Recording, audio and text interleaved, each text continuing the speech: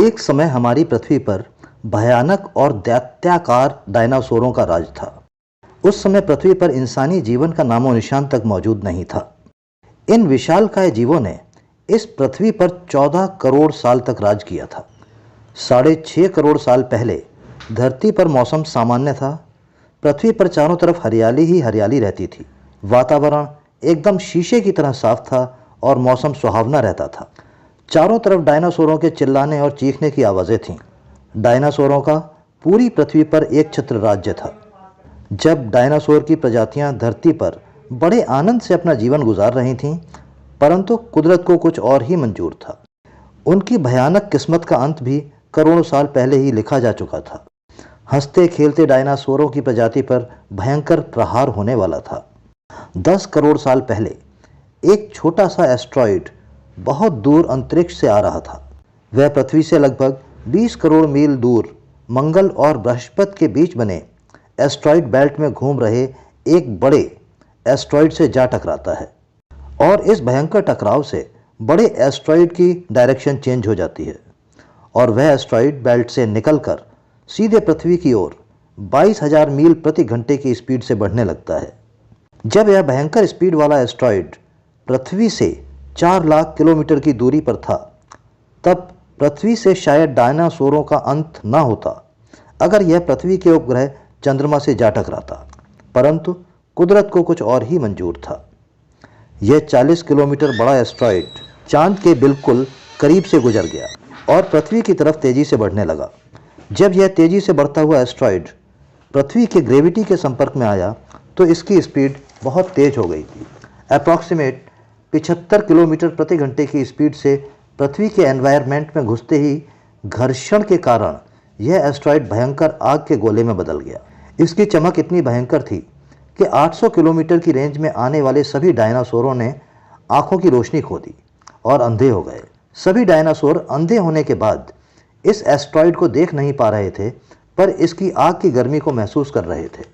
कुछ ही सेकंडों में अटलांटिक महासागर को पार करता हुआ यह मैक्सिको की खाड़ी के पास जमीन से जा टकराता है और बहुत भयंकर विस्फोट होता है। यह विस्फोट इतना भयंकर था कि हिरोशिमा पर गिराए गए एटम बम से 10 अरब गुना ज़्यादा शक्तिशाली था। इसके टकराते ही अर्थ की लाखों टन धातु उछलकर अंतरिक्ष में चली गई और पूरी पृथ्वी पर घनघोर अंधेरा छा गया। जहां पर यह एस्ट्रॉइड टकराता है वहां 20 किलोमीटर गहरा और 180 किलोमीटर चौड़ा गड्ढा बन गया। इस विस्फोट के कारण गड्ढे से निकले धातु, धूल और पत्थरों ने आसमान में घने बादल का निर्माण किया। इस भयंकर टक्कर के बाद समुद्र में कई मीटर ऊंची विशालकाय सुनामी लहरें उठीं और समुद्र से निकलकर चारों तरफ तबाही मचाने लगी।